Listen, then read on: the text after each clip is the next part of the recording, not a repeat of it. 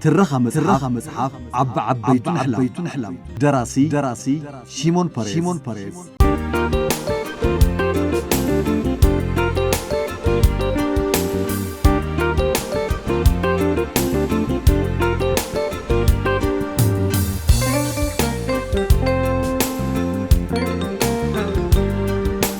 ترجمي منجست عب جبر خيدان تراخيت يوردانس جبر سلاسي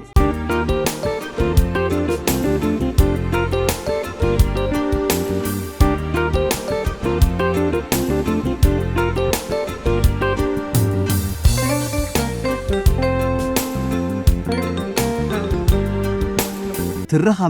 مصحف عبيتون حلم معرف حموشتا راوعي كفان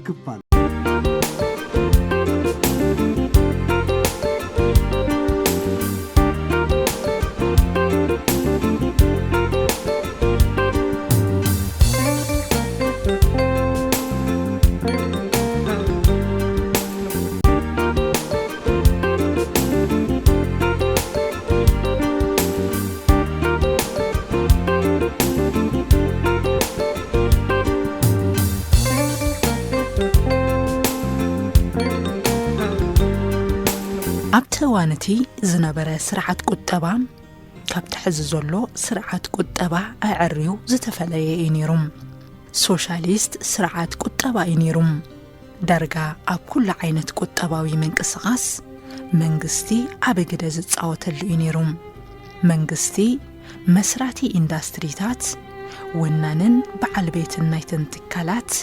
دانيا نايت قطبان جنزباو بوليسن إنيروم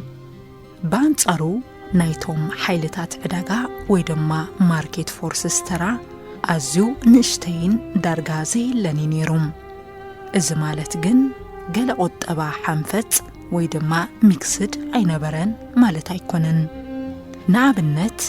بانكتات بولك أزوننا إنيرن أتقطبا نإسرائيل راح زملكت تغيرو يتسريحهم أتقطبا كبرتات إسرائيل ويدما شيرد فاليوس كحلو تغيريو تانيتم بقللو اتقطبا بقربن طلبن ويون ديماند اند سابلاي زوسن اينبرن يخون امبر كم نقد متن قلت الكالات جلوبال عقمن حبر بهراوي مالتي ناشنال تحستون ان حازامتين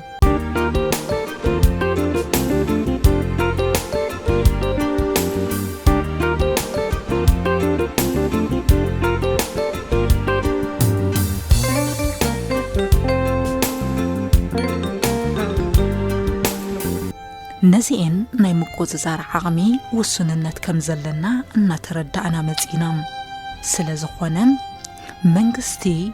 اتزبي كابتا قطباو قلولاو بزبلت كي غدا ناي مكلخال سغومتي كوسد جميروم اب بيزنس كامبانيتات ግብሪ ብምውሳኽ ናይ ሰራሕተኛ ደሞዝ ኣብ ዘለዎ ክጸንሕ ወይ ክውስኽ ምግባር ከም ኣማራጺ ተወሲዱ እዚ ብግዲኡ ኣሉታዊ ውጽኢት ከምጽእ ጀሚሩ ማለት ኣብ ክንድነተን ዝሕለባ ትካላት ከም መጥቃዕቲ ምሕላው ንኻልእ ክቕልባ ብምግባር ዝበለጸ ክድኽድኻ ዕድል ዝፈጥር ነይሩ እዚ ካይዳዚ ኣብ ናይ ዝቕባበ ሕምብሊል ብምእታው ነታ ሃገር ናብ ዕንወት ኣምሪሑም ኣብ 1979 ዓመተ ምህረት ዝቕባበ 111 ሚእታዊ በጺሑም ኣብ 10 ዓመት ውሽጢ ናይ ተቆጠባ መሰረት ተናጊዑን ኣብ ዓበይ ቅልውላው ክወድቕ ገይሩን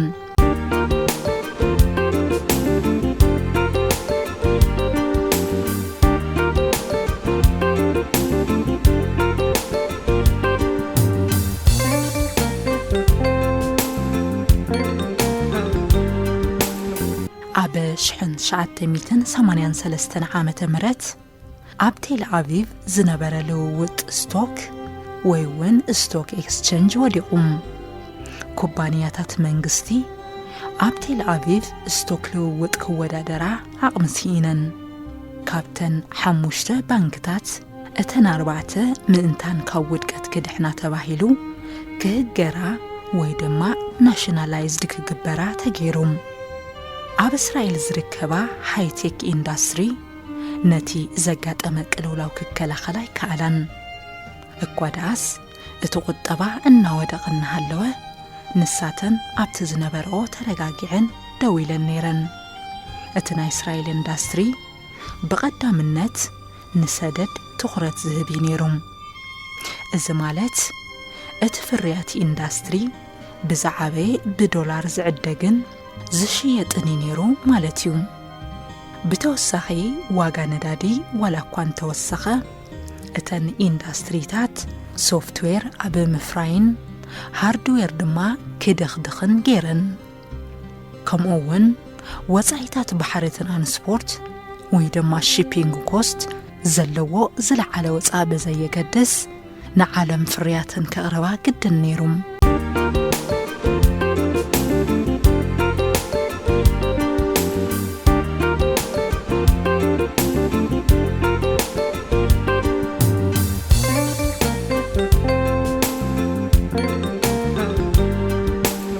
ሸቐጣት ኣብ ግዚኡ ይቐርብ ነይሩም ፕሮጀክትታት ልምዓት ቀፂሎም ነይሮም ቅድሚ ትቕልውላው ዘሎ ዓመታት ሓደ ሴክተር ዝለዓለ መሸጣ ዘመዝገበሉ ኩነታት ነይሩም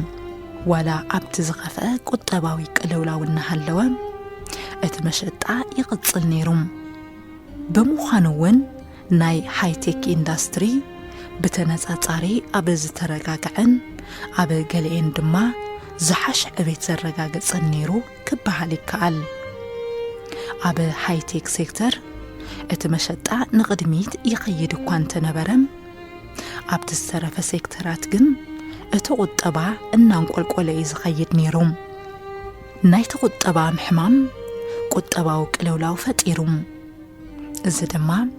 ኩሉ መዓልቲ ዝተቆጥዑ ሰባት ሰላማዊ ሰልፍን ተቃውሞታትን ከካይዱ ደፊኡዎም ኣብ እዋን ውድድርን ምልዕዓልን መረፃ ንብርክት ዝበሉ ሰብ ሞያ ቁጠባ ከም ዮራም ቤን ፓራት ኣምኖን ኑፓች ሚካኤል ቡርኖ ኢታን በርግላስ ኣማኑኤል ሻሮን ከምኡውን ሃይም ቤን ሻሃር ኣብቲ ዘድሜና ዘሎ ቅልውላው ተመስሪቶም መፍትሒ ትልሚ ከምፅውን ክሕግዙን ተጠይቆም ነይሮም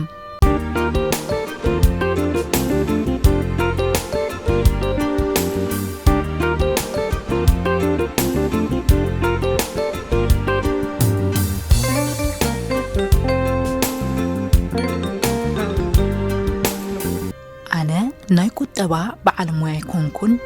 ግን ድማ ብደንቢ ዝሕግዘንን ዘማኽረንን ሰብ እንተረኺበ ክፈልጦ ዕድል ኣለኒ እንድሕር እቲ መረፃ ስዒረ ድማ እቲ ዝደልዮ ጽቡቕ ነገር ከማዕበል ይኽእል እየ ቅድሚ ሕዚ ብርግፀኝነት ኣብ ካልእ ስራሕ ተግቢረሉ ስለ ዝነበርኩ ብምሉእ ምትእምማን ኣትየዮም እቲ ፕሮፖዛል ካብኦም ምስ ተቐበልኩ በቐጥታ ግልፂ ዝኾነለይ ነገር እንተሃለወ ቁጠባዊ ናይ ኣመራርሓ ረፅምን ፀገምን ከም ዝገጠመኒ እዩ እቲ እንኮ መንገዲ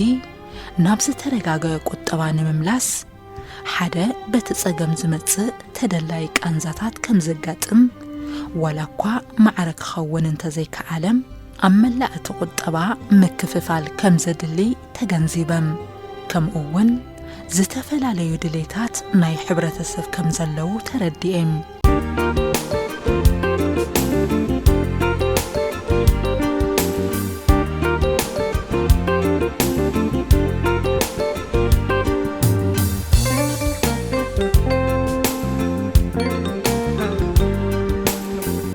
ማሕበር ሰራሕተኛታት እቲ ቅልውላው ኣብቲ ሰራሕተኛ ዝፈጥሮ ዘሎ ሳዕቤናት ይፍርሖም ኣሎም ሰራሕተኛታት እቲ ቀዳማይ ሚኒስተር ናይ ሌበር ፓርቲ መራሒ ስለ ዝኾነ ብሰኸፈት እቲ ቁጠባ ዝፈጥሮ ፀገም ናብ ሰራሕተኛታት ከይሓልፍ ትኽክለኛ ፍርሕን ስጋኣትን ኣለዎም እቲ ናይ ቅልውላው ሸኽሚ ናብ ርእሲኦም ከይፅዓን ይፈርሑ ነይሮም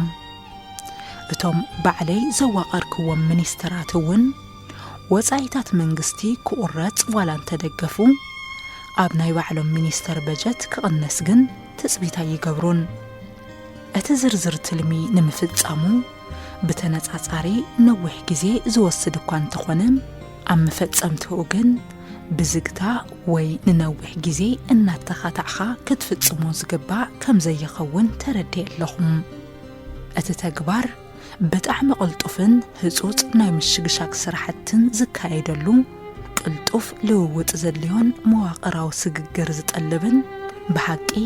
ናይ ቁጠባ ወያነ ምክያድ ዝሓትት ነይሩ በአንጻሩ ድማ ኣብ ዝክረአ ዘለዎ ነገር እንተሃለወ ናይቲ ክካየድ ዝግብኦ ቅልጡፍን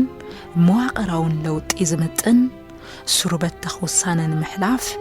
ዳርጋ ዘይከኣል ምዃኑ ብፍላይ ድማም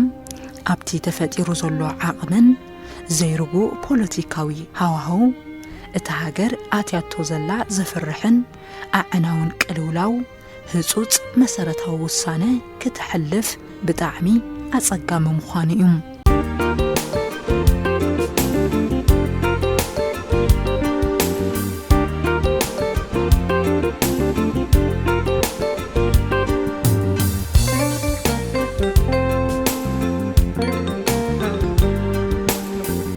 እቲ መንገዲ ብጣዕሚ ዘፈርሕን ኣጸጋምን ነይሩ ሓደ ዕሩኽተይ ኣባላት ፓርቲን ካብ ቀዳማይ ሚኒስተርነት ክወርድ ክሳብ ምትሕስሳብ ኣትዮም ይኹን እምበር ምስ ፍርሑ እቲ ኩሉ ቅሬታታት ባዕለይ ክሽከሞ ከም ዘለንን ኣነ ውፉይ ተባዕን ብጸገም ዘይንብርከኽን እንተኾይነ ካልእ ሰብ ሓላፍነት ወሲዱ ክፈትሖ ኣይኽእልን ዝብል እምነት ብምውሳድ ሓሳቦም ኣይተቐበልክዎን ኣዕሩኽተይ በል ሼሞን እቲ ሳዕቤን ባዕልኻ ተቐበሎ ክብሉ ገሊፆምለይ ናይቶም ኣዕሩኽተይ ምኽሪ ከም ሓሳብ ጽቡቕ እዩ ግን ድማ እቲ ምሩጽ ግብረ ስራሕ ወይ እውን ኮርስ ኦፍ ኣክሽን ካብቲ ጸገም ብምህዳም ይፍታሕ እዩ ዝብል እምነት የብለይን ስለ ዝኾነ እቲ ግጥም ተቐቢልካ ኣብቲ ጉዳይ ኣቲኻ ብምሕምባስ ግን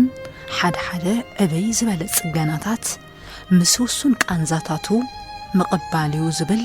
እምነት ሒዘ ናብ ተግባር ተሰጋጊረም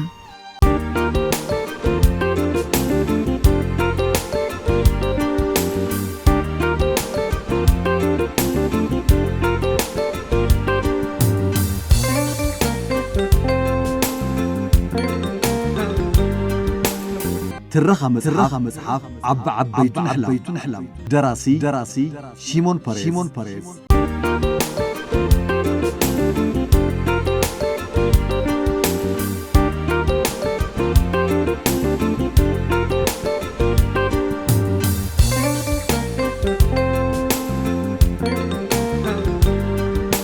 ተርጓሚ መንግስት ኣብ ገብረ ኪዳን ተራኺት ዮርዳኖስ ገብረስላሴ